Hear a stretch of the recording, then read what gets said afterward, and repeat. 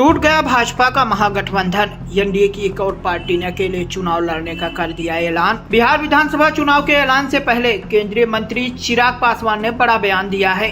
रविवार को छपरा के राजेंद्र स्टेडियम में आयोजित नव संकल्प महासभा में पासवान ने कहा कि वह बिहार की सभी 243 सीटों पर चुनाव लड़ेंगे। हालांकि उन्होंने एक बार फिर से स्पष्ट किया है कि वह एनडीए का हिस्सा रहेंगे और 243 सीटों पर चुनाव लड़ने का मतलब ये है कि उनकी मौजूदगी सभी सीटों पर रहेगी और वह अपनी पार्टी के साथ ही एनडीए में शामिल दूसरी पार्टी के उम्मीदवारों के लिए भी वोट मांगेंगे। बता दें कि 2020 के विधानसभा चुनाव में चिराग ने एनडीए से अलग होकर चुनाव लड़ा था। हालांकि इस चुनाव में उन्होंने उन सीटों पर अपने प्रत्याशी नहीं उतारे जहां से बीजेपी और हम के उम्मीदवार चुनाव लड़ रहे थे।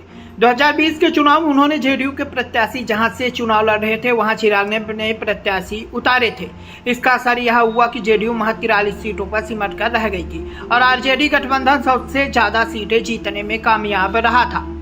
वहीं लोकसभा चुनाव से पहले चिराग की एक बार फिर से एनडीए गठबंधन में वापसी हुई और चिराग एनडीए में रहते हुए चुनाव लड़े, जिसका फायदा उन्हें तो मिला ही, साथ ही एनडीए में शामिल पार्टियों को भी हुआ।